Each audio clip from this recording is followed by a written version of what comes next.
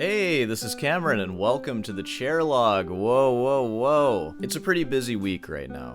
In fact, it's been a super busy month, and it'll continue to be a busy month because I'm starting grad school soon. I have a wedding that I'm going to. We just got back from vacation. We're going to be moving in like 3 days. August is just the busiest month that I've ever had in my life. I'm keeping up with the uploads, though, and some of these uploads are going to be chair logs because they're easy to edit and they're easy to make, so here we are. And guess what? I'm armed with things to talk about today. I might go into some comment questions, but I think I'm going to riff on this for a little bit because I've been kind of experimenting with my music recently, and I think this is something that you guys maybe need to hear. Yeah, man, we're just kind of jumping into it, aren't we? I'll start with this. First things first, I have a classical persona that I do, and it's a persona, it's jokes, but of course all jokes come from a place of truth, and I feel that way with a lot of stuff that I say. You know, I rag on steel string all the time. Don't notice my steel string that I literally have back there. You know, classical is the superior thing and all that. It's jokes. In some sense, I do kind of believe it though, but I've been doing new stuff musically that's been kind of fun and refreshing. Like over the past 4 years or so,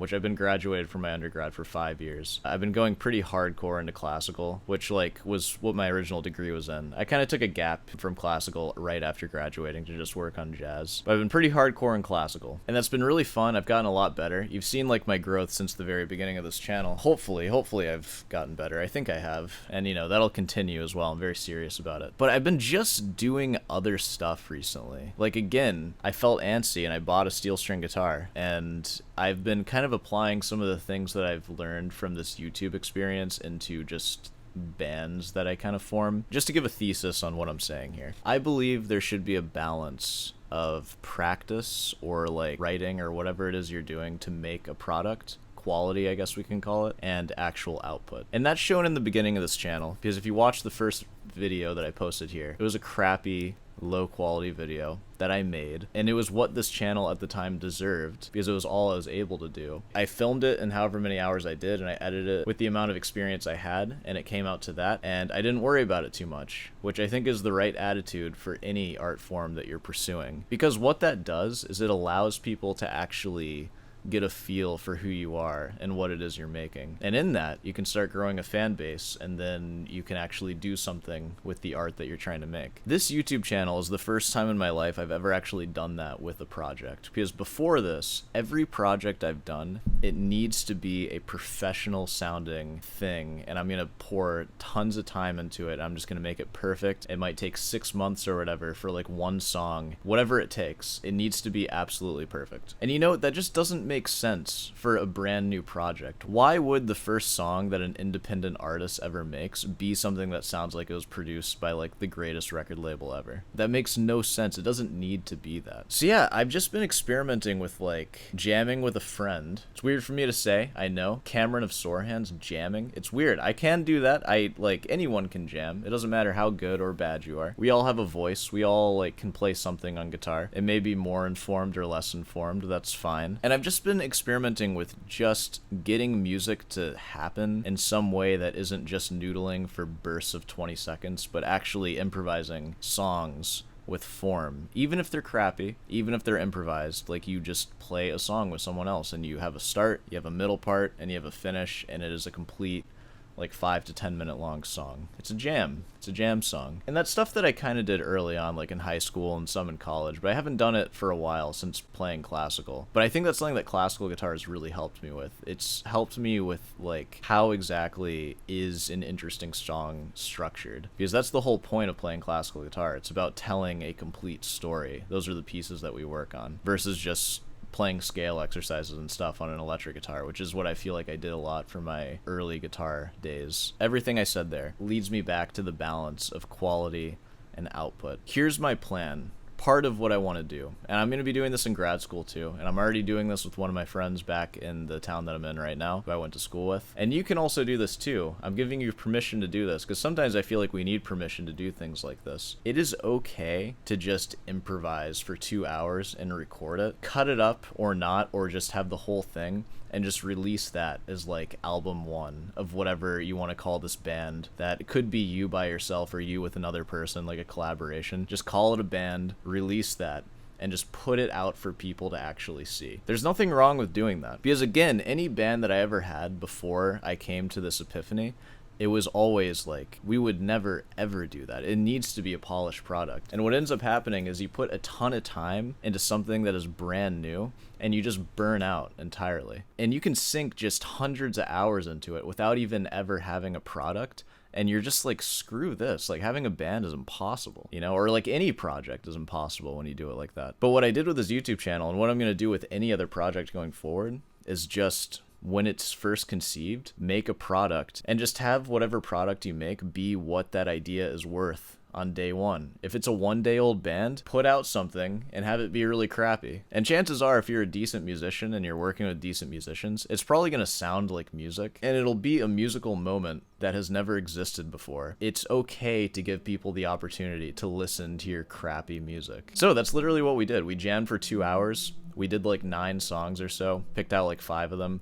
Boom, that's album 1. If you really want to hide behind it being like crappy, you can just call it album 1 demo, like album name, whatever it's called, and then just put it out. And now that might sound cheap, like you're cheapening bands and music by putting out your crappy day 1 music. But keep in mind, there are people that exist right now that have YouTube channels and bands on Spotify dedicated to AI. They're making stuff with AI, and they're just uploading like hundreds of hours a day to these platforms, and you're probably watching it. Like, when you're on Instagram, like 90% of my feed is just AI. That totally makes me feel okay about releasing my brain slop like amongst a bunch of AI slop, because surely my brain slop is at least healthier to listen to. Like, at least I'm a real freaking person, you know? Yeah, so I don't know. In this world that we live in now with AI, like, I say if you're starting a band or doing any kind of project, just put out anything of any quality whatsoever, and then just try to improve it by 1% every week. And I think that that's a way healthier way to go about things, rather than just trying to make the perfect product after years of working with a band that you've never put anything out with. The balance of quality and output, it's huge. I highly recommend you do it. Just put out your crappy work and just let it get better over time. That's exactly what we're doing here at Sore Hands, and I'm going to do that with a ton of other projects too. Which, by the way, that project that I mentioned with that friend, that's going to be out soon. I'm never going to mention it. You're never going to find it. But you know what? If it picks up traction because like 10 or 15 people enjoy the sound of it, then we'll keep making them. And if people don't enjoy it, we might keep making them just because we're buddies and we like jamming together, or we might not. Like, who knows? And what's really cool and exciting is that you can do that with anybody else who wants to do that with you. So anybody who wants to, like, where I go to grad school, I'm gonna want to record. I'll ask them, like, hey, you want to like improvise an album, and let's just hear what we sound like, you know? And then what? It takes like 30 minutes to upload that to YouTube. It's not gonna get any traction, but if it does, like if one person likes it, then it's like, shoot, let's record album 2, improvise it. That's how we did the first one, whatever. And then if you really want to get serious about it, you can take those songs that you maybe improvised or maybe write some now, and whatever sound that you have with that group you're playing with, you put it into those songs, and there's already a demand for it if there's people listening to it. I don't know, I just feel like that makes so much more sense now. Just some stuff that I've learned from having this YouTube channel. Definitely the AI slop makes it a lot more freeing, because it's like there's all this crap already being released, as if I'm gonna pollute it anymore. Like, at least it's real, you know? God, I'm sorry, I've just been rambling at you.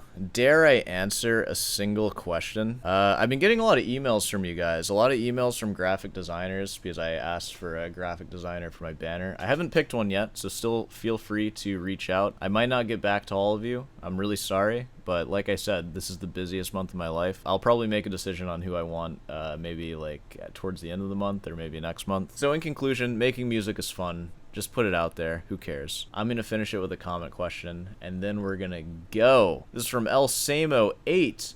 Yo, Cameron. Yo, what's up, man?